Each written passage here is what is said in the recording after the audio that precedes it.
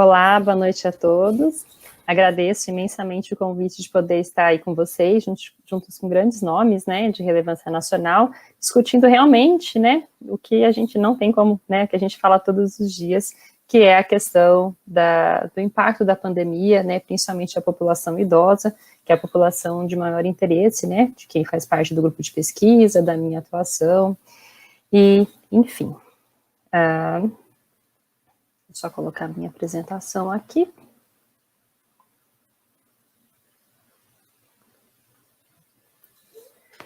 Bom, fui convidada para falar um pouquinho para vocês sobre as estratégias de atendimento fisioterapêutico ao idoso no domicílio em tempos de pandemia. Já foi devidamente apresentada, né? Mas aí também coloco à disposição minhas redes sociais, né? E falar um pouquinho também, né, do trabalho que eu desenvolvo enquanto atuação, que hoje a minha linha é mais voltada para assistência, né? Então, hoje eu estou inserida tanto no ambiente hospitalar quanto no ambiente ambulatorial e, né, foi uma das que também sofri o impacto da pandemia, né, e acabei realmente migrando praticamente todo o meu serviço aí para o atendimento domiciliar. E aí, nessa oportunidade, vou falar um pouquinho de todas essas mudanças, as considerações que eu fiz, os treinamentos de equipe que eu fiz para que a gente pudesse seguir de maneira segura, né, nessa modalidade de atendimento fisioterapêutico ao idoso em domicílio. Bom, primeiramente, não posso deixar de falar, né, até em nome da Abrafige, pela qual eu fui presidente durante 4 anos, né, que é a Associação Brasileira de Fisioterapia e Gerontologia, que muitas pessoas não sabem, mas a fisioterapia em gerontologia, ela é uma especialidade reconhecida pelo Conselho Federal de Fisioterapia e Terapia Ocupacional, e é a área de fisioterapia especializada no atendimento à pessoa idosa, que envolve, além do tratamento das doenças do envelhecimento, a prevenção delas, uma abordagem em que o paciente, que o idoso, é visto de uma maneira integral, né? E aí a gente pensando em todos os aspectos que podem impactar diretamente na sua funcionalidade, na autonomia e na independência, né? Então eu trago aqui para vocês a resolução 476, de 20 de dezembro de 2016, que reconhece e disciplina a especialidade profissional de fisioterapia e gerontologia. Aproveito a oportunidade também para falar, né, para os fisioterapeutas que têm mais de 2 anos de atuação na área, né, que esse ano nós teremos prova de título de especialista, então aqueles que tiverem interesse de saber um pouquinho mais, podem entrar em contato aí pelo nosso site, ou pelas redes sociais, ou enfim, por meio de mim, da minha pessoa, do Michael, né, ficaremos aí à disposição. Bom, algumas considerações sobre a especialidade, né. Os fisioterapeutas, eles são profissionais essenciais para a atenção à saúde do idoso, e a gente precisa adotar esse papel essencial, principalmente na pandemia. A gente viu quanto os fisioterapeutas ganharam visibilidade no atendimento à Covid, né, aos pacientes que tiveram, tanto na fase ativa, quanto na fase aí de recuperação pós-doença, mas isso no idoso também é muito evidente. A gente sabe o quanto o idoso tem uma série de condições que são resultantes do processo de envelhecimento, do processo fisiológico do envelhecimento, que somado, né, às alterações causadas pelas doenças, eles acabam sendo um paciente que se beneficiam muito da nossa atuação. Tanto é que 40% a 43% dos casos dos fisioterapeutas em diversos locais de prática clínica são formados por pacientes acima de 66 anos, né, de 65 anos, ou seja, são idosos, né. Então, o público idoso é um público que está muito na mão do fisioterapeuta. E é importante considerar tantas alterações fisiológicas nesse processo, né, da intervenção, assim como a especificidade de cada idoso, que é o que eu falei, né, entender aí toda a base que fundamenta a gerontologia, que é o estudo do processo de envelhecimento, mas também olhar para esse indivíduo de uma maneira muito específica, reconhecendo todas as questões que envolvem aí de maneira global, desde a sua espiritualidade, a sua questão social, a sua questão familiar, além, claro, né, da física e da funcional, que é onde a gente atua mais diretamente. Há também, né, no paciente idoso, e principalmente em quem tem esse olhar ampliado da especialidade, uma complexidade de síndromes e implicações funcionais que a gente precisa saber triar para que a gente tenha, de fato, isso como critério para prevenção, para intervenção, assim como tentar mudar o curso quando possível, ou tentar minimizar, mitigar, retardar os efeitos que essas síndromes, essas condições podem trazer, principalmente para a funcionalidade do idoso, né? E aí, né, como vocês também bem sabem, a gente tem uma prospecção aí do crescimento do envelhecimento populacional, né? Então, aí no gráfico, né, vocês podem ver o quanto realmente tem aumentado a população, e com isso, né, também, pelo aumento da expectativa de vida, né, ou seja, a gente tem cada vez pacientes cada vez mais, com mais idade, mais idosos, mais longevos, né, que procuram, e todas as características específicas que essa população demanda. Bom, só a título de contexto, né, então, a gerontologia, ela se difere da geriatria. A geriatria, ela pensa realmente no indivíduo idoso de uma maneira mais clínica, e a gerontologia, ela vai e precisa considerar todo esse olhar sobre o processo de envelhecimento, né, e acho bom a gente ressaltar um pouco disso também, principalmente quando a gente fala de ambiente domiciliar, que a gente entra na casa desse idoso, a gente tem um convívio familiar mais intenso, a gente conhece melhor seus costumes, né, e aí, então, conhecer melhor todo esse processo também é um importante componente para que a gente saiba se ajustar a essa realidade, principalmente ao estar inseridos dentro do ambiente domiciliar desse idoso. E dentro do processo de envelhecimento, a gente vai ter aí o envelhecimento de todos os sistemas, e cada sistema, né, a gente precisa estar atento, a gente precisa estar olhando para ver o que de fato ele vai trazer de implicações, né, porque envelhecer todo mundo, né, quer dizer, ninguém quer, mas todo mundo quer viver muito, né, e o ônus é realmente a gente sofrer os impactos desse envelhecimento que acontece de maneira sistêmica. Né, e dentro do envelhecimento a gente precisa, né, considerar, apesar de todas essas alterações fisiológicas, o olhar para a funcionalidade, né, que é o que de fato nos faz sentir bem dentro do processo de envelhecimento. E, claro, nós não envelhecemos todos iguais, né, desde aí do início da apresentação, foi muito bem falado, né, qual a idade que eu deveria ter se eu não soubesse a minha idade, né, não lembro muito bem o que foi colocado, mas é exatamente isso. Às vezes a gente tem idosos com a mesma idade, a mesma faixa etária, mas com comportamentos totalmente diferentes, com preferências totalmente diferentes, e isso provavelmente isso geralmente como resultados de determinação de modos de vida em que ele teve durante todo o processo de envelhecimento, que faz com que determine a sua velhice. Por isso a importância que a gente sempre fala, né, de pensar no seu envelhecimento, de cuidar de você, de seguir dessa forma, porque é o cuidado ao longo de todo esse processo que vai determinar de qual lado, né, e como você vai chegar aí na sua velhice.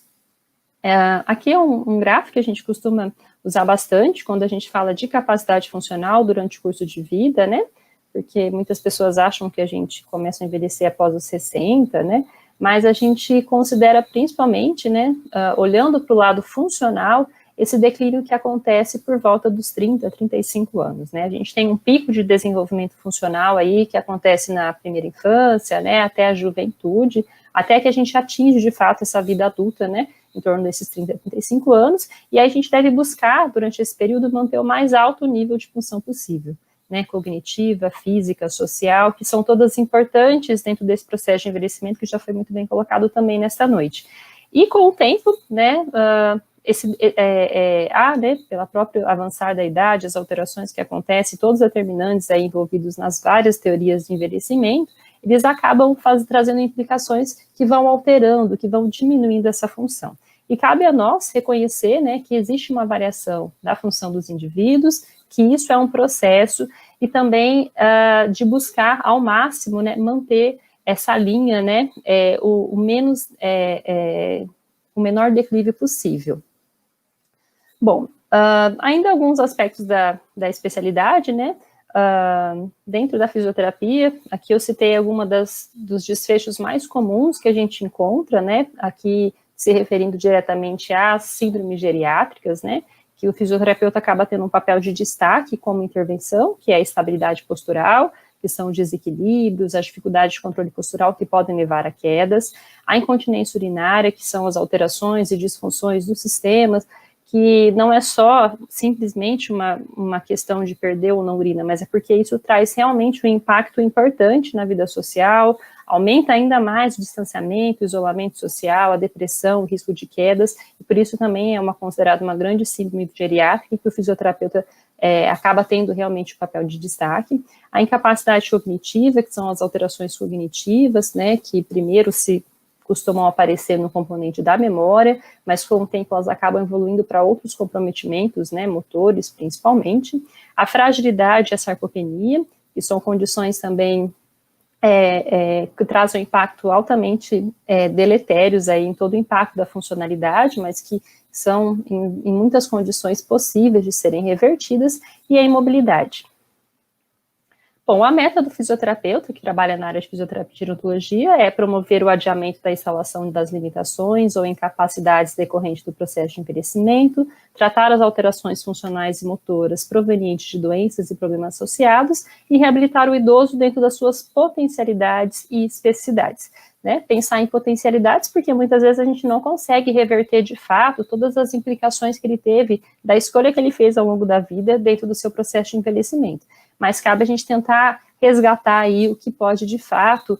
compensar alguma perda funcional, adaptar, né, para que a gente tente aí, no máximo, né, reabilitar e mantê-lo funcional. Né? E aí uma pergunta que a gente deve sempre fazer, né, o que fazemos para que os nossos pacientes possam envelhecer com menos incapacidades, né? Então a gente tem que pensar isso em qualquer fase da vida. Bom, a Política Nacional de Saúde da Pessoa Idosa, né, e como toda a base da gerontologia e toda a base realmente de tudo que a gente tem voltado para a questão de política, de programas de saúde, considera de fato a funcionalidade como indicador importante de saúde dessa população. E a gente precisa monitorar essa funcionalidade, né, uma das formas mais objetivas de poder fazer isso é realmente avaliar a capacidade de independência, autonomia, envolvida nas atividades de vida diária, né? E enquanto fisioterapeutas, a gente também consegue avaliar isso de uma maneira mais específica, né? Por meio também de vários testes físicos e funcionais, que a gente consegue olhar também a funcionalidade do ponto de vista físico, do ponto de vista de desempenho em tarefas, né? E o que a gente sabe, né? Essa é uma reportagem que saiu na Folha do Estado de São Paulo, né? De uma pesquisa da Datafolha, que foi publicada em março de 2020, né? Um pouquinho antes do estourar a pandemia, né? E ela fez uma pesquisa com vários idosos do Brasil e identificou que os brasileiros não temem a morte, mas a dependência. Isso é uma verdade, né? Todo mundo quer viver bem, quer viver muito, né? Mas não dependentes, né? Assim, com o mínimo de dependência possível. Não sei o quanto, né, esse contexto de morte aí com pandemia pode ter mudado aí na população idosa, mas a gente precisa, sim, trabalhar sempre em busca da máxima dependência dentro do paciente idoso. E quando a gente fala de funcionalidade, né, de dependência, né, a gente tem esses dois conceitos importantes que compõem a funcionalidade global, né, que é a autonomia, que é a capacidade de decisão, e a independência, que é realmente a capacidade de poder realizar as coisas sozinhas. E para isso a gente tem alguns domínios importantes, que é a cognição, o humor, a mobilidade e a comunicação, e essa figura, esse esquema, é até do Dr. Edgar Moraes, né, que vai estar palestrando no dia de amanhã, e imagino que ele vai abordar bastante também esses conceitos dentro da fala aí das políticas voltadas principalmente para a atenção básica. E a mobilidade, ela é de fato um sinônimo de independência e liberdade, né? Então, principalmente quando a gente pensa na população idosa, é o que a gente vê que é o que mantém eles ativos, né? Que conseguem se deslocar de um lado para o outro, que conseguem fazer as transferências de maneira adequada, que conseguem manter os seus níveis de atividade e participação social dentro da sociedade, dentro do ambiente domiciliar, dentro de todo o lugar onde ele estiver, né? E, infelizmente, a gente tem um prejuízo aí muito grande associado com a pandemia, principalmente relacionado a essa diminuição da mobilidade com a necessidade do isolamento, do distanciamento social, né, como uma forma de proteção dessa população. E também pensando em cada um desse perfil de idoso, quando a gente trabalha também nessa área, a gente precisa entender um pouquinho da linha de cuidado direcionada para cada pessoa idosa, né? Então, quando a gente pensa no idoso frágil, a gente sempre vai pensar no idoso que talvez realmente vai precisar de uma atenção mais a nível domiciliar, precisar de estratégias de intervenção para reabilitação ou prevenção secundária, né, de algumas doenças e agravos já instalados. E quando a gente pensa no idoso mais independente, a gente pensa em ações de promoção, de prevenção, de reabilitação preventiva, atenção básica e suporte social. Isso é importante, né, porque a gente existe dentro da população idosa um número muito pequeno frente, né, à população e comparado àqueles que são independentes,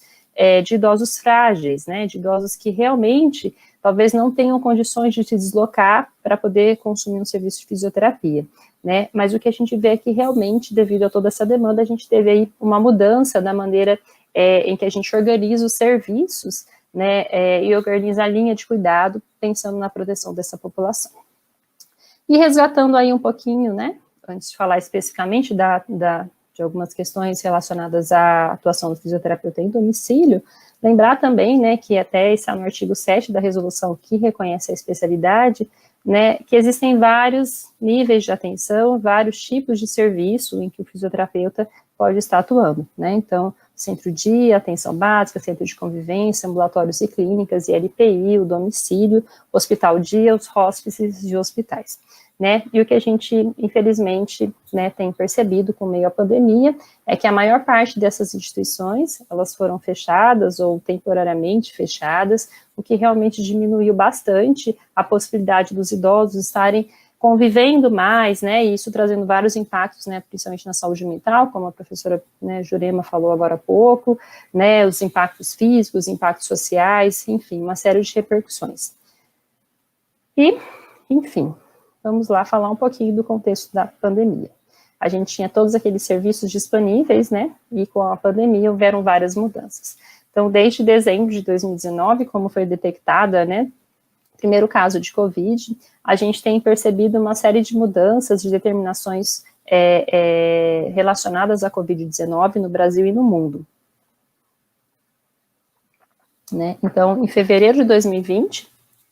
que foi declarada uma epidemia de importância nacional, e em março, né, uma pandemia. A gente observa até então ainda um aumento expressivo de casos no Brasil, a gente teve várias ondas aí, com períodos, né, de um controle maior, de uma redução de número de casos, mas a gente percebe que ainda são números expressivos, né, um aumento ainda importante de contaminações, totalizando hoje mais de 16 milhões, né, de casos de pessoas contaminadas, sendo 14 milhões de recuperados e 468 mil mortes, né, esses dados eu peguei hoje. E o que a gente percebeu quando a gente começou a pandemia, né, que a gente teve uma taxa de mortalidade muito grande na população idosa, né, então, conforme foram aparecendo os números, os resultados que apareciam, os idosos eram aqueles que tinham uma maior taxa de mortalidade, uma maior letalidade pela Covid-19, né, isso fez com que realmente tivesse uma série de estratégias voltadas à população idosa, principalmente pensando na proteção, e aí, né, uma questão que é muito colocada, inclusive no dia de hoje, né, que uma maneira que realmente a gente pensa em diminuir esses picos, diminuir o número de casos, é realmente a gente ter medidas que reduzam contágio, medidas de controle com o distanciamento social, né, então o hashtag Fique em Casa dominou aí por muito tempo, a gente percebe que existem vários períodos em que há uma maior flexibilização e um período em que precisa se reforçar ainda mais esses cuidados e essa restrição. E como estão os idosos em casa, né? Então, no início, a gente viu que os idosos começaram a se adaptar de alguma forma, né? Então, alguns começaram a se aderir à tecnologia, outros começaram a buscar algum tipo de atividade, resgatar algum hobby, procurar fazer faxina em casa, né? Porque no início todo mundo achou que isso duraria um tempo muito curto. Só um pouquinho. E os idosos procuraram se adaptar, né? Mas o que a gente percebeu? Que com essa prorrogação da pandemia não esperada, a gente começou a perceber impactos mais negativos sobre essa população. Só um momento.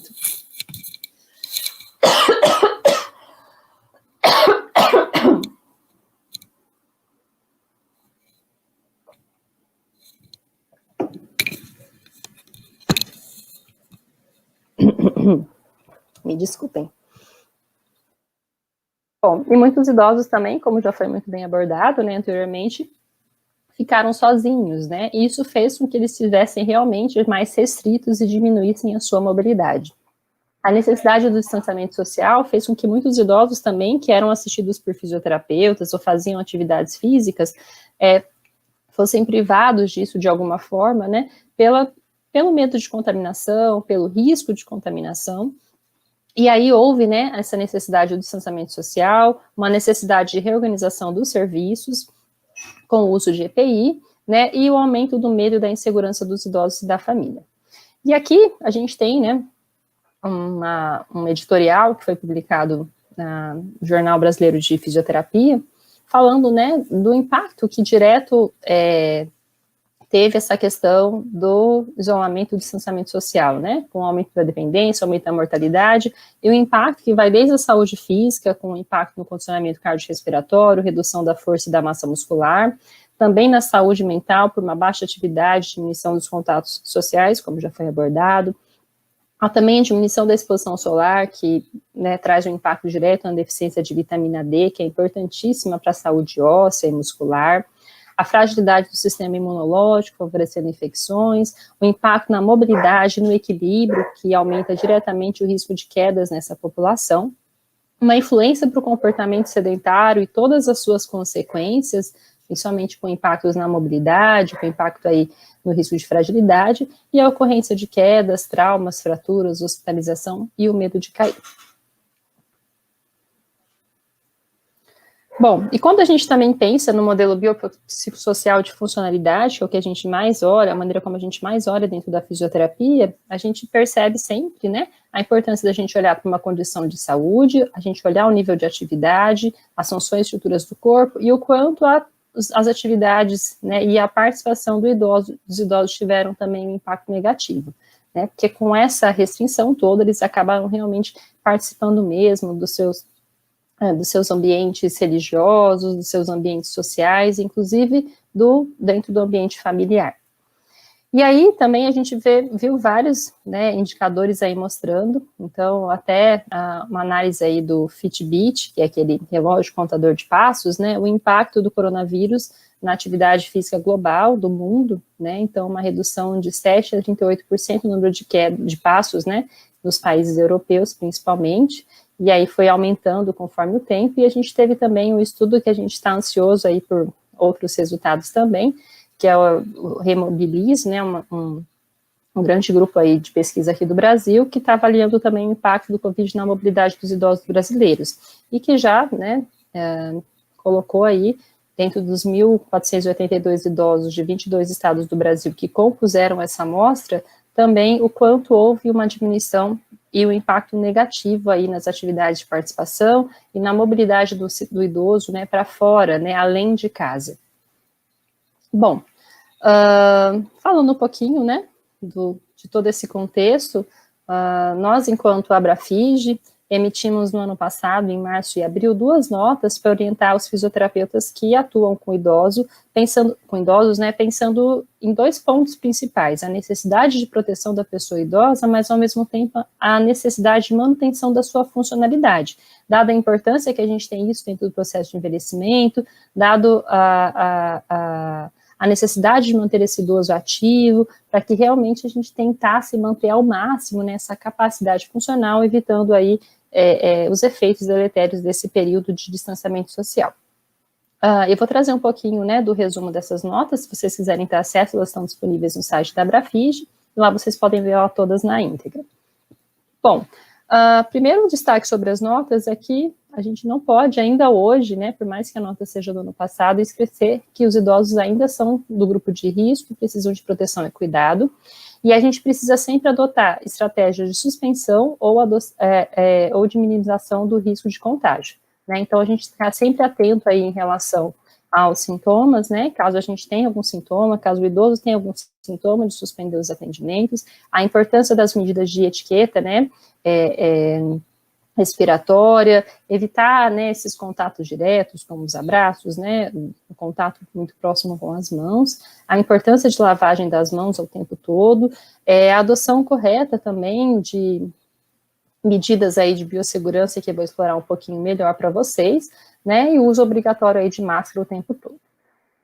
Um outro destaque, sempre considerar o impacto da descontinuidade da assistência fisioterapêutica em cada caso, junto ao idoso, família e equipe que assiste o idoso, considerando o risco de piora clínico-funcional de complicações e de hospitalização, especialmente nos idosos frágeis e longevos, né? Então, nesse período em que a gente, às vezes, precisa dar uma reduzida, uma segurada nos atendimentos, a gente sempre pensar também o quanto a gente precisaria orientar também as famílias, que a gente, de alguma forma, precisasse, né, dar segurança para manter essa continuidade da assistência, principalmente para aqueles idosos que a descontinuidade teriam impactos mais expressivos, né, podendo realmente colocar a sua própria vida em risco. E aí, para isso também, né, é importante a gente sempre olhar de qual idoso nós estamos falando, se é um idoso mais rígido, mais ativo, que a gente consegue ainda usufruir de modalidades, né, remotas para atendimento, né, ou se a gente consegue realmente orientar algumas outras coisas por forma de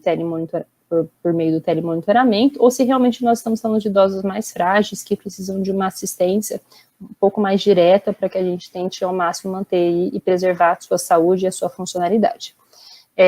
Nas notas também, nós defendemos as estratégias para manter os estímulos físicos e funcionais em casa, né, com orientações tanto ao idoso quanto à família, e as rotinas de mobilidade, né, então procurar pensar em fazer cartilhas de orientação, poder realmente monitorar o número de passos, como por exemplo, né, por meio desses contadores de passos, definindo metas para que eles possam se manter ativos, e definindo também uma rotina ajustada aí junto com a família, junto com o cuidador, para manter ao máximo, né, ele ativo, física, mental, né, e socialmente dentro do possível, e do que estiver disponível, né, para o idoso, para cada idoso que a gente atende. E aí também a recomendação, né, do uso de teleconsulta, telemonitoramento, conforme foi permitido pela resolução do COFITO, né.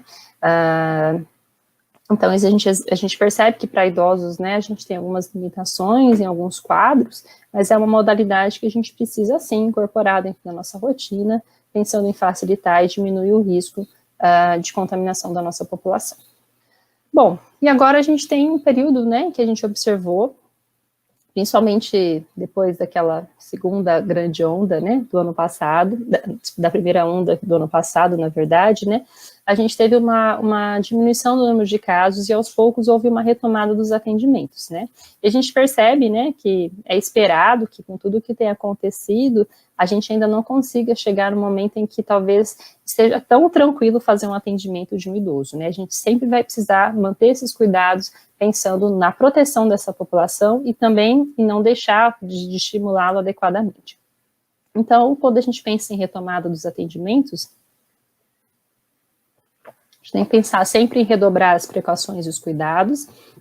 adotar a possibilidade de estratégias alternativas, como orientações e modalidades remotas, considerar também o time da perda versus da recuperação funcional. A gente sabe que os idosos, eles não têm, né, tanto tempo, assim, às vezes disponível, né, então, às vezes, dentro de um quadro de fragilização, de declínio funcional, principalmente um quadro agudo, né, de adoecimento, a gente precisa otimizar, né, essa perda aí que ele teve por esse processo que mudou aí o curso,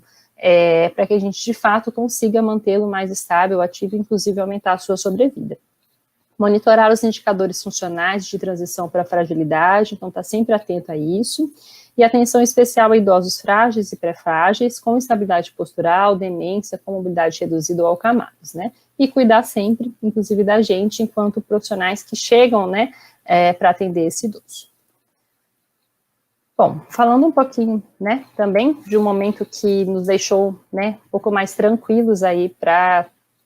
conseguir retomar todo esse processo de assistência à pessoa idosa, né, então a gente tem aí essa expectativa, né, da vacinação, que inicialmente foi prioritária para os profissionais da saúde, e aí o segundo grupo que entrou de uma maneira muito expressiva foram os idosos, começando por aqueles mais longevos, né, e a gente já percebe que tem várias cidades no Brasil que já têm conseguido vacinar a população de 50 anos. E a importância disso é que isso deu um respiro, né, muito grande para todos nós, principalmente por estarmos diretamente na lida com esses pacientes, e percebemos que tem recuperado um pouco mais essa autoconfiança, né, essa segurança de poder sair de casa. É claro que uma vacina, né, a gente até viu um estudo aí recente, principalmente a Coronavac, que ela pode diminuir um pouco a sua eficácia, né, e conforme a idade aumenta, mas a gente já percebe que há, sim, né,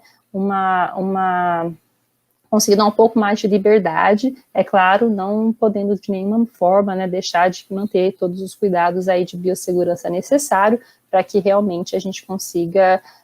minimizar aí os riscos de contágio. Né, e a gente percebe que a vacina, ela, né, alguns estudos, né, esse primeiro gráfico é de um estudo do Reino Unido e no outro é de Israel, que percebe que realmente houve uma queda, né, nas internações e na mortalidade das pessoas que foram vacinadas nesses países. E é o que a gente espera também, né, no Brasil, que muito breve também a gente já consiga observar de maneira bem expressiva essas reduções. E o que a gente observa também na pandemia, né, até foi falado muito bem pela Carla, né, na primeira apresentação, o quanto a gente tem mudado comportamentos, o quanto a gente tem mudado, o consumidor tem buscado, né, outras formas de consumo, de mercado, e o quanto isso fez com que a pandemia, né, trouxesse uma busca crescente pelos serviços de home care. É claro que a gente pensa em home care como um serviço de internação domiciliar na maior parte dos casos, mas aqui, né, eu também aproveito para falar dos serviços de assistência domiciliar de uma maneira geral, né, tanto do atendimento domiciliar quanto do serviço de home care, pensando em internação domiciliar. E aqui tem até um artigo, né, de recomendação aí da Sociedade, né, de Medicina da Família e de Assistência Domiciliar, que a atenção domiciliar, ela acaba se apresentando como uma boa opção, realmente, para interromper a transmissão, para identificação precoce e cuidado de pacientes infectados, uma possibilidade de alta precoce e continuidade do cuidado fora do hospital, e também permite uma grande orientação aos familiares, por estar diretamente dentro do ambiente do domiciliar, dentro do ambiente familiar, né? Então, isso fez com que, realmente, a gente conseguisse dar uma maior visibilidade para a atenção domiciliar. E o que a gente tem aí de recomendação quando a gente pensa, né, nos cuidados de biosseguranças, né? Então, primeiro, né, a gente sempre pensar aí em qualquer suspeita de sinal ou sintoma que possa sugerir aí, né, e a gente tem aí cada vez mais uma série de sintomas aí clássicos que vão representando a possibilidade de estar contaminado, a gente suspender qualquer tipo de atendimento e orientar também, né, o idoso que comunique, né, caso você tenha um agendamento aí de um atendimento domiciliar, caso ele tenha algum sinal ou sintoma suspeito, né, para comunicar para que fique em observação, porque em tempos de pandemia, né, qualquer sintoma suspeito é Covid até que se prove o contrário, né. A gente também precisa lembrar do período de contágio do pós-Covid, né, então tem uma norma técnica aí da Anvisa, que recomenda aí para casos leves e moderados, aí um período de pelo menos 7 a 10 dias, e para casos graves, aí pelo menos 21 dias, desde que tenha a total remissão dos sintomas. A gente também considerar isso quando for atender um paciente, né, tanto caso a gente tenha sido, enquanto profissional, tenha sido infectado, ou o próprio paciente idoso. E aqui eu vou trazer para vocês, né, algumas orientações de biossegurança para o atendimento domiciliar de idosos, com base, né, nas recomendações que existem aí, principalmente pelos órgãos de regulamentação. Primeira coisa importante, né, a gente nunca esquecer do uso obrigatório de máscara. Recentemente, né, saiu também uma pesquisa mostrando que as máscaras de tecido, elas acabam não tendo uma boa eficácia, e ressaltando que já desde o início, né, a recomendação das instituições era que profissionais de saúde devam obrigatoriamente utilizar as máscaras cirúrgicas, tá? Em relação ao uso de máscaras com uma proteção maior, como o N95 ou a PFF2, é recomendada principalmente para atendimento de pessoas suspeitas ou confirmadas de Covid. Uma máscara, né, cirúrgica sendo usado pela pessoa que está sendo atendida, pelo idoso no caso, né, e pelo fisioterapeuta, já é capaz de dar uma boa proteção em relação ao nível de contaminação. A parte difícil, a gente sabe, é que muitos idosos, principalmente por estarem em casa, às vezes se negam a atender, né, mas a gente precisa realmente, né, criar estratégias de tentar dinamizar isso de alguma forma, né, ou manter de alguma forma o distanciamento, lembrando que a máscara é um equipamento de proteção individual, ou seja, quem usa é quem se protege, né, e a gente precisa entrar também no processo de educação em saúde, com a família, com o idoso, né, buscando isso de alguma forma. Para alguns pacientes, né, idosos com demência, ou que têm dificuldade de colaboração por algum motivo, não é recomendado, mas na prática clínica, dentro da equipe, às vezes a gente recomenda que use a Face Shield como uma forma de, pelo menos, proteger, né, trazer alguma barreira, né, no sentido aí de tentar minimizar realmente o risco aí com esse idoso. Bom, eu tentei esquematizar para vocês aqui o fluxo, mais ou menos, né, dessa questão da biossegurança, pensando do cuidado desde antes de sair de casa ao retornar de casa. Talvez quem esteja aí na prática já adote alguma dessas questões, né, e depois no final vocês podem estar compartilhando também, se a gente tiver tempo para poder apresentar um pouquinho disso, né. Então, antes de sair de casa, sempre confirmar os atendimentos, confirmar se não tem nenhum sinal ou sintoma suspeito do idoso ou da rede de contato que ele teve, verificar também a sua possibilidade, né, de estar bem de saúde, né, sempre procurar diminuir aí a questão da higienização, de tomar um banho, usar sempre roupas limpas, separar todos os materiais e os EPIs, né, de maneira individualizada para cada idoso, preferir também bolsas, sacolas e formas em que você possa carregar seus objetos pessoais, os materiais que você vai usar no atendimento domiciliar, numa sacola que seja fácil, né, numa bolsa que seja fácil higienizar, principalmente às vezes de plástico, que você consegue lavar, que você consegue, né, passar um álcool aí de uma maneira mais eficaz.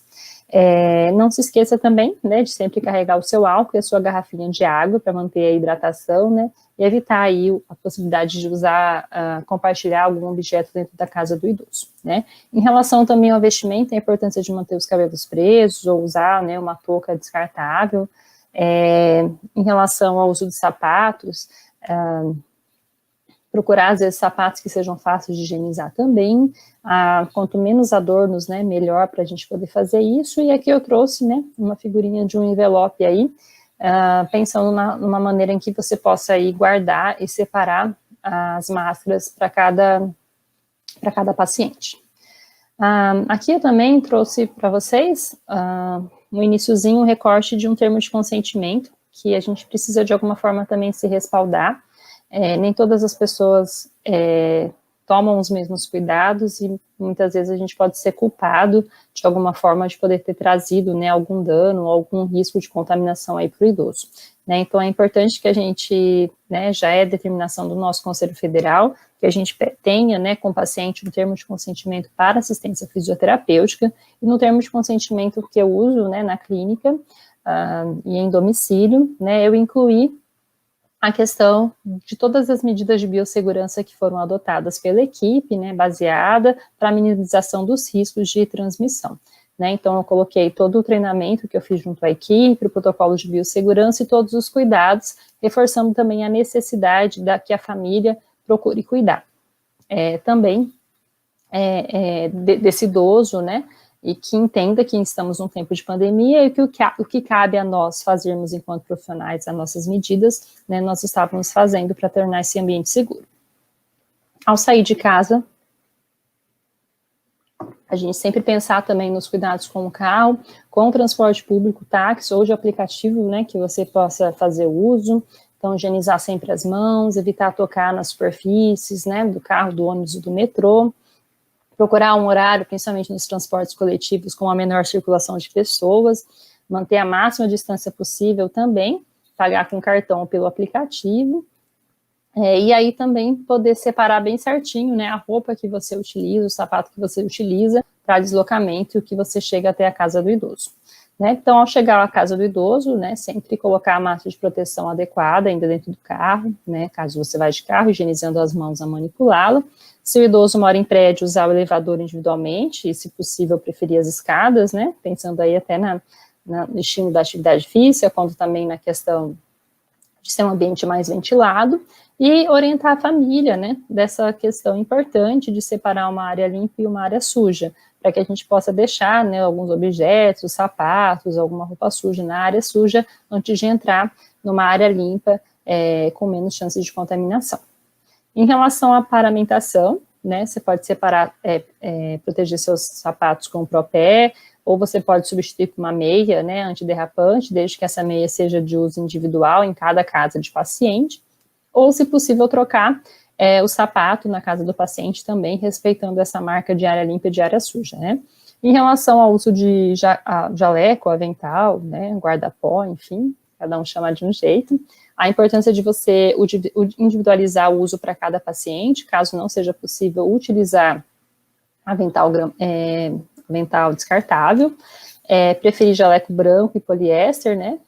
só ir para uma recomendação para lavagem, né, pensando aí na questão de usar água sanitária, e também, quando pensar num avental descartável, pensar pelo menos uma gramatura 40, né, para que seja realmente uma forma de proteção de barreira, e os cuidados com a reutilização ou descarte. Não esquecer nunca da lavagem das mãos e a importância da lavagem das mãos,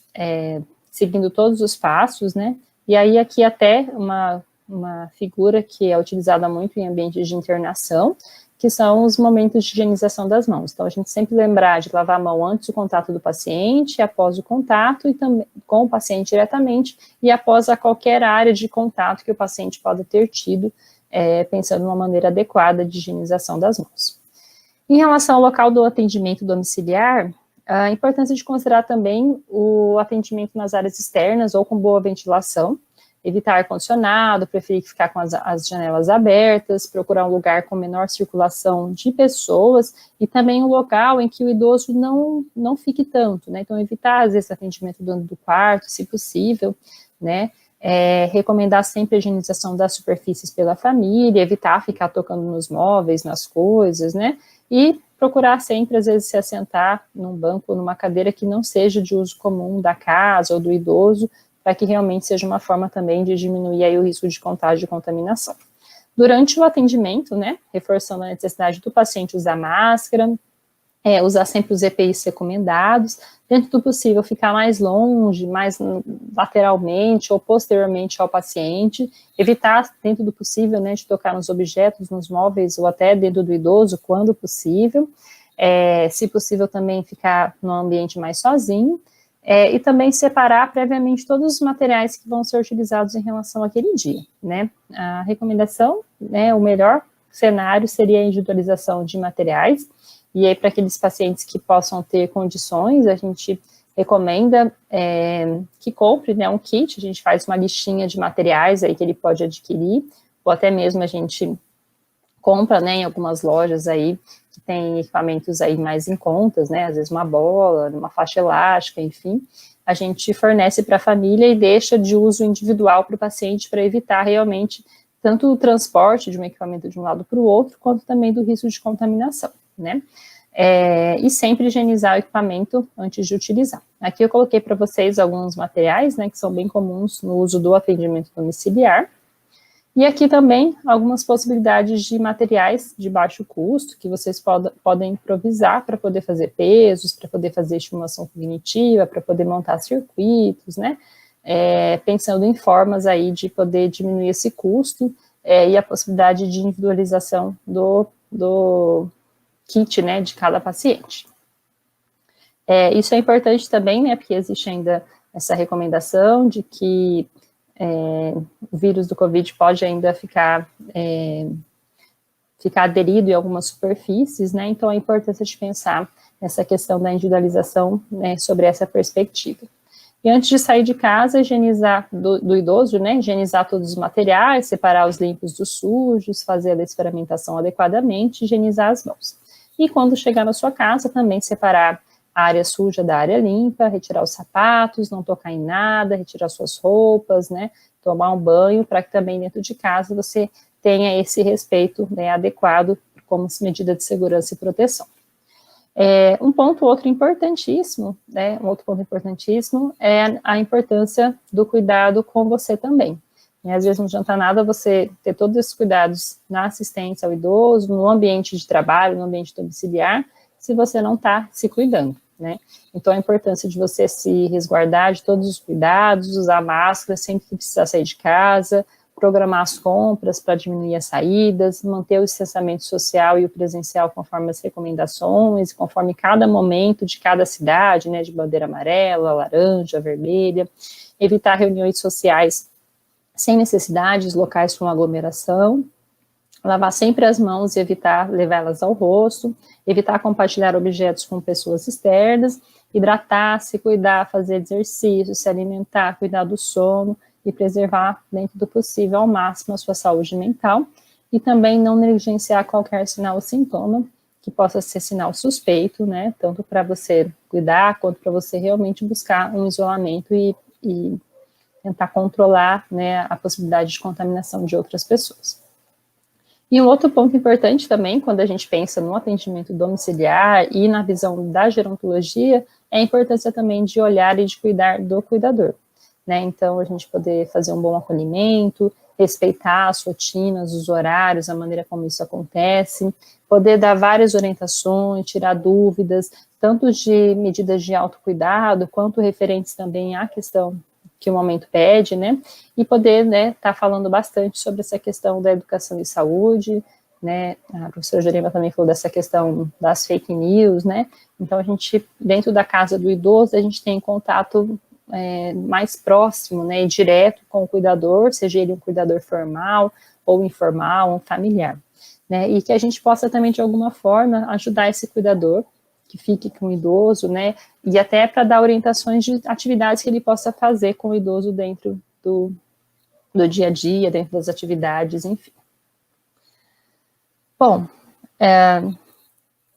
estou terminando a minha apresentação, e assim, a gente vê esse mote, né, essa determinação muito importante do ficar em casa, como uma medida necessária para que a gente possa ter um controle melhor, né, da contaminação, até que a gente consiga ter uma ampla vacinação aí, que é o que a gente tem visto como medidas efetivas aí para controle da pandemia, né, e a gente vê que o ficar em casa realmente aumenta essa demanda do atendimento domiciliar. Como eu falei no início, né, há 6 anos eu tenho uma clínica de fisioterapia, a gente sempre teve, eu sempre defendi a questão do atendimento ambulatorial, pensando muito em ter um espaço em que o idoso possa sair de casa, possa conviver, possa encontrar pessoas, possa ter uma rede de relacionamento, e a gente tem sofrido muito com isso, né, a gente enquanto empresa, né, que tem, né, esse tipo de serviço, e os idosos também, né, que estão muito limitados em relação às saídas, né, o número de saídas de casa, então o estar em casa, o poder trabalhar em casa, o atendimento domiciliar acaba sendo uma ótima alternativa, né, ela acaba gerando uma maior comodidade, e a gente percebe também que muitos pacientes, né, mesmo que talvez, né, em algum momento em que possa haver o maior controle da pandemia, talvez ainda prefiram o atendimento domiciliar. Geralmente o paciente idoso em domicílio acaba sendo aquele idoso mais frágil, aquele idoso mais limitado, ou que tem uma diminuição de recursos sociais que limitam, né, com que ele se desloque, que às vezes não tem quem acompanhe, porque às vezes é difícil pegar um transporte público, enfim. Então, hoje a gente percebe também que um resultado da pandemia é realmente, né, esse aumento do atendimento domiciliar, mudando também um pouquinho do perfil de idosos, né, talvez preferindo também alguns idosos mais ativos. E a gente vê também por causa dessa mudança de mercado, né. Hoje, eu vejo até pelos setores, por exemplo, de academia, né, que muitas pessoas iam até a academia fazer exercício, hoje a gente percebe que né, pessoas contrataram aí serviços de personal trainer, e que eu acho que mesmo com o controle, às vezes acabam se adaptando, né, a essa modalidade de serviço, a essa forma de entrega de serviço, né, e escolhendo a casa como o melhor lugar para poder seguir seus cuidados, seguir suas atividades. Bom, termino minha fala por aqui, agradeço, né, mais uma vez aí o convite, deixo meus contatos, caso vocês queiram, né, falar alguma coisa específica que não seja possível também a gente poder discutir por aqui.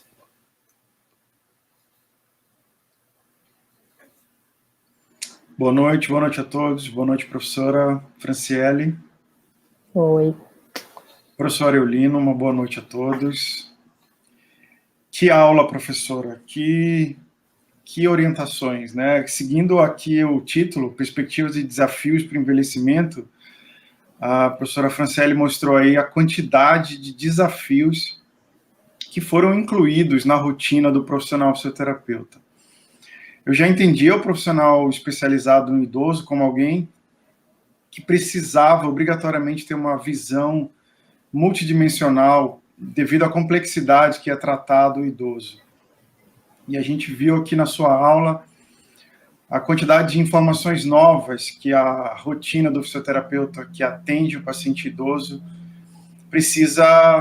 a gente precisa se adaptar, os fisioterapeutas precisam se adaptar. Assistindo atentamente aqui sua aula, meus parabéns, o profissional precisa de fato de uma atualização para atender pacientes domiciliares em tempos de pandemia.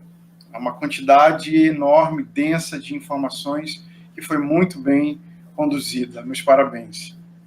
O meu papel aqui, como moderador, é apresentar algumas perguntas, algumas dúvidas, e interagir com a doutora Franciele. Uma delas que temos aqui, e que eu também tinha feito algumas anotações, é a seguinte: na sua experiência, isso não deve ter mudado, mas em algum aspecto isso deve ter potencializado durante a pandemia. A gente sabe que alguns idosos aceitam muito bem a presença do profissional, são extremamente solícitos, encaram aquele momento, aqueles minutos, aquela hora com o profissional como talvez um dos melhores eventos do dia. Isso é muito bom, que ele já está aberto à comunicação com o profissional. Por outro lado, a gente tem idosos que se recusam, que não se adaptam bem ou que não encaram bem a presença. E é que às vezes aumentam a nossa dificuldade de lidar. Isso requer comunicação adequada com a família, uma abordagem adequada com o idoso, do contrário, você não consegue sensibilizá-lo e talvez não tenha uma boa resposta, né, da abordagem psicoterapêutica. Então, a pergunta que está aqui, da Isabelle, obrigado, Isabelle: como minimizar a dificuldade da adesão ao paciente quando os familiares, né, veem isso com bons olhos, mas talvez essa não seja o desejo, pelo menos naquele momento, do idoso? Uhum. Isso é uma pergunta muito frequente, né, para quem trabalha na área de odontologia, porque realmente a gente tem, é comum a gente ter um dia, minha mãe tinha isso mesmo, né, e morreu sem fazer fisioterapia, agora eu tenho que fazer fisioterapia. Então tem alguns pacientes que às vezes questionam realmente a nossa atuação. Em relação à forma de abordar isso, eu vejo que existem algumas estratégias, sim, que a gente pode tentar utilizar, né, tomar mão, né, ter a mão para que a gente tente aumentar essa adesão do paciente, né. A primeira é de realmente explicar o que é o nosso papel ali, o que a gente pode ajudar, o que a gente pode contribuir, o que o fisioterapeuta faz, enfim. O segundo ponto é a gente olhar para a queixa funcional, né. Então, isso, dentro do processo de envelhecimento, é o nosso principal ponto, né, que a gente consegue realmente mudar a perspectiva. Que, por exemplo, teve um paciente que chegou para mim e falou assim: olha, mas você vai resolver o problema da minha artrose? Porque minha cartilagem, eu tenho problema na cartilagem. Eu falei assim: não vou, sua artrose vai continuar aí e ninguém vai resolver isso, né? Porque eu posso te ajudar a levantar melhor, a controlar sua dor, a se movimentar melhor, a diminuir melhorar seu equilíbrio, para diminuir sua chance de quedas, né? Então, a gente tentar traduzir muito, né, o que é o nosso papel diretamente sobre cada perfil de paciente que a gente pode estar ali à frente, né. E o terceiro ponto é, dentro desse objetivo funcional, a gente também procurar resgatar algum projeto de vida, né. Então, assim, tentar de alguma forma identificar dentro do processo de envelhecimento, dentro de tudo que você teve ali, ou consegue extrair dentro do primeiro contato, dentro da avaliação fisioterapêutica com o paciente idoso, o que pode gerar motivação. Sei lá, às vezes uma música, às vezes a possibilidade de falar: olha, não, que você fazendo fisioterapia, você vai conseguir, sei lá, sentar no chão para brincar com seu neto, né, você vai conseguir trazer algum impacto, né, tentar traduzir de alguma forma o que a mudança da fisioterapia pode imprimir, né, enquanto mudança na vida daquele idoso. Então, são algumas estratégias que podem ajudar, né, mas a gente também precisa, muitas vezes, às vezes, respeitar perfis de idosos, né. Dentro lá daquele conceito lá no início, eu falei muito também da questão da funcionalidade, que uma questão é a independência, outra questão é a autonomia. Então, tem muitos idosos que, né, são sozinhos, querem sozinhos, e me viram assim, e você vê que eles têm uma capacidade de adaptação altíssima, né, que realmente, às vezes, eles têm dificuldade de aceitar uma ajuda externa, e aí é uma questão de comportamento, e talvez, né, em alguns pontos, a gente talvez não consiga, dentro do que a gente tem de ferramentas, né, precisariam de ferramentas, né, mais voltadas aí da psicologia, para que a gente consiga, de fato, acessar. Mas eu vejo que essas três, né, orientações, são estratégias que costumam funcionar muito bem. né? Ou até também chegar fazendo, né? Então, assim, às vezes você conversa com a família e vai levando o idoso e vai conversando, aqueles que são possíveis de, entre aspas, levar o papo, né? Começar dessa forma até que a gente vá conseguindo realmente ganhar um pouquinho mais de espaço, ganhar um pouquinho mais de confiança. Muito bom. Essa fala da doutora Franciele sobre a fisioterapia baseada no valor é algo muito importante, e ela comentou sobre o papel importante do fisioterapeuta entender em que contexto esse idoso está inserido, descobrir, ainda que tenha pouco tempo hábil para isso, mas descobrir que tipo de valores são importantes para aquele indivíduo. Isso talvez seja uma chave motivacional para o fisioterapeuta. Isso é algo muito importante. Doutora Franciele, temos uma outra pergunta, entendendo que nesse cenário que se modifica rápido, tanto do atendimento domiciliar e provavelmente em algumas situações, quando não é possível, que há necessidade de manter esses cuidados, que foi tão bem colocado na aula, e aí entra o papel do atendimento remoto. Então, a pergunta aqui da Larissa, de quais estratégias o fisioterapeuta pode lançar mão para incrementar a adesão dos idosos ao tratamento remotamente? A gente acabou de ouvir a resposta aí de que como fazer isso na presença do profissional, e também desafiador e algum cenário novo, como fazer isso com a telereabilitação. Obrigado, Larissa, pela pergunta. Bom, esse é um grande desafio, primeiro porque quando a gente fala de idoso, né, a gente tem aí um perfil muito vasto, e a gente precisa ver se de fato, né, uma estratégia remota é de fato efetiva e pode trazer benefícios para esse idoso, né. A gente vê aí na literatura, né, principalmente cresceu o número de publicações respaldando essa estratégia como uma estratégia que traz resultados, mas, né, com algumas limitações, principalmente envolvendo aí os fatores das barreiras de acesso, né, às tecnologias disponíveis, né. Quando a gente pensa num atendimento remotamente, nós, enquanto jovens, pensamos muito no celular, a gente pensa muito no computador, a gente pensa muito em aplicativos, né, a gente pensa em várias ferramentas, e que às vezes a gente precisa pensar um pouco melhor na realidade do idoso, na facilidade de ele ajustar, lidar e acessar essas ferramentas. Né? Quando a gente fala de trabalho remoto, a gente também pode, quem sabe, fazer por escrito num papel, né, encaminhar esses exercícios, levar impresso, encaminhar para um familiar por e-mail, porque tem vários pacientes que, por exemplo, eu fiz algumas orientações, que trocava o WhatsApp, por exemplo, né, encaminhava as orientações, mas eu vou pedir para alguém imprimir, né, porque realmente às vezes podem ter uma limitação de tecnologia. Então, quando a gente pensa remotamente, a gente também precisa se abrir para ver o que é possível, né, e o que o idoso, ele se sente hábil, né, para conseguir acessar de fato. Então, às vezes, pensar em materiais impressos também podem ser uma alternativa, quando, é claro, existe uma possibilidade de que esse material impresso chegue de alguma forma ao idoso. E uma estratégia que eu uso, né, que eu usei principalmente no início, onde a gente, né, tinha uma adesão ainda maior, porque eu vejo que agora eles já estão mais querendo o atendimento presencial de novo, porque se sentem seguros pela vacinação, às vezes na diminuição da frequência de contatos, né, a gente usar uma modalidade remota. Então, às vezes, um paciente que ele precisaria de uma frequência de atendimento fisioterapêutico de 2, 3 vezes na semana, a gente faz um atendimento uma vez por semana, ou 15, a cada 15 dias, a cada 2 semanas, por exemplo, e a gente pode aí manter esse contato, a gente treina esse paciente de alguma forma com relação com aqueles exercícios, com aquelas orientações, e uma coisa que funciona muito bem com eles é o tal do check, né? Então, assim, a gente poder fazer uma lista e assim, olha,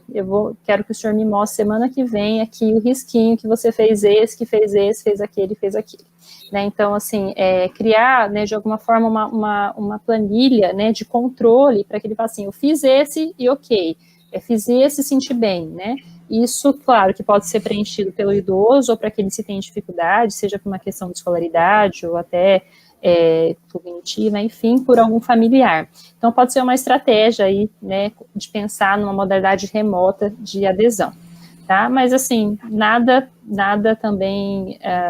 mais importante do que você avaliar de fato, né, quem é esse idoso, o que ele tem, o que você tem disponível, né, e você, de fato, procurar se adaptar, né, junto ao seu potencial, à sua facilidade de lidar com essas ferramentas de trabalho remoto, assim como também do paciente, porque a gente vê também que uma grande barreira é a própria do profissional, né, a própria colocada pelo profissional. Sim. Muito bom. Doutora Franciele, a gente está encaminhando aqui para o final da interação, das perguntas. Eu tenho uma última pergunta para fazer. Como fisioterapeuta, eu já ouvi isso algumas vezes, tenho certeza que outros colegas de profissão já ouviram isso.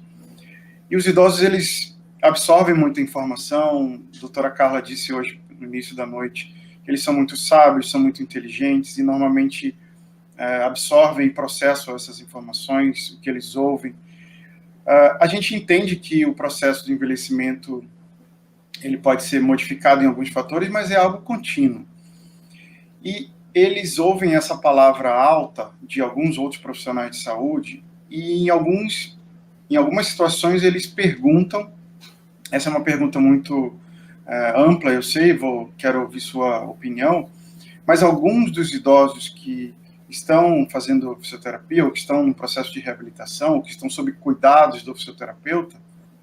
eles fazem uma pergunta muito simples, para eles muito simples, mas que não é muito, talvez não seja muito fácil de a gente responder. Quando eu terei alta? Como responder isso? Obrigado mais uma vez. Tá. A alta, apesar de muita gente achar que idoso nunca deve ter alta, em muitos casos devem ter alta sim, né? A gente precisa entender muito, principalmente numa visão ampla de uma avaliação gerontológica, às vezes a gente está à frente de um paciente complexo, que ele precisa de uma intervenção de vários profissionais especializados, e que às vezes pode custar caro, ou pode demandar um tempo, ou uma carga de terapias que às vezes é excessiva para ele, ajustar a fono, a TO, a físio, a psicólogo, o médico, o trabalho, sair, enfim, né? Então, a gente precisa muito se firmar com o objetivo de demanda funcional que aquele idoso mais precisa naquele momento, né? E a gente precisa, sim, né, acho que essa questão do remoto, ela foi colocada como uma forma, na pandemia, de substituição do presencial, mas eu vejo que a gente precisa, de alguma forma, implementar isso como uma forma de realmente fazer esse monitoramento de longo prazo, num período pós-alta, como uma estratégia realmente de acompanhar esse paciente, né, para ver que no momento, talvez ele precise voltar para a sua mão, para que você reestabilize ele numa condição. Né, dentro do processo de envelhecimento, então, assim, existem alguns quadros agudos, por exemplo, que às vezes é mais fácil a gente conseguir determinar processos de alta, né, a maior parte dos agravos que a gente vê, até pelas evidências da literatura, o paciente, ele consegue reverter ou melhorar bastante os resultados em torno de 3 a 6 meses, então isso seria mais ou menos um tempo hábil, né, de uma potencial alta para um paciente, mas é claro que quando a gente diz se refere a alguns pacientes com condições mais crônicas, né, ou degenerativas importantes, quando a gente pensa em paciente com Alzheimer, com outros tipos de demência, a gente vê que é um paciente que realmente vai precisar de um acompanhamento mais constante com o fisioterapeuta, tá? Enfim, para ser um pouco mais concisa em relação a essa resposta, acho que o primeiro ponto é considerar qual paciente pode ter alta ou não, a partir do quadro que ele tem clínico, a partir do que vai desdobrar esse quadro clínico, como eu falei, pensando em doenças progressivas, né, que podem ter aí uma progressão que o fisioterapeuta precisa estar acompanhando todo esse processo. Segundo, considerar, né, sim, altas em alguns pacientes, principalmente para outros profissionais, que às vezes podem ter uma visão diferente, ou profissionais de educação física, atividades em grupo, enfim, quando possível, né, e terceiro também, às vezes, não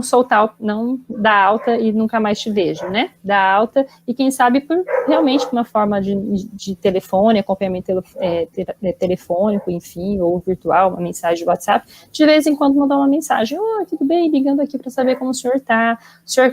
se continua, né, aderido, né, ao Pilates, à academia, né, tá fazendo os exercícios que eu prescrevi, então como uma forma realmente de você poder monitorar isso e também não deixar que esse paciente decline nesse processo em que ele interrompe, né, um acompanhamento mais contínuo com você. Excelente, muito bom. muito obrigado. A gente tem uma hora um pouco avançada, tenho certeza que tem vários outros questionamentos e tem vários elogios aqui à aula, os parabéns, vários comentários aqui nos nossos comentários, de profissionais, de outros colegas. Quero, novamente, em nome do grupo de pesquisa, do professor Michael, agradecer a gentileza de ter aceitado o convite, agradecer pela aula, a quantidade de conhecimentos que tivemos a oportunidade de ouvir essa noite. Uma boa noite, muito obrigado mais uma vez, doutora Franciele Molina. Obrigada, eu agradeço, né, em seu nome, Erolino, no nome do Maicon, que é quem eu tenho mais contato, né, e parabenizo também vocês pela iniciativa do evento. Então, a gente teve realmente um boom muito grande de eventos online e que são necessários, são importantes para que a gente possa discutir temas tão inerentes aí à nossa atualidade, à nossa prática clínica, que precisa continuar de alguma forma. Boa noite a todos, acho que é o professor Michael, Juliana, boa noite.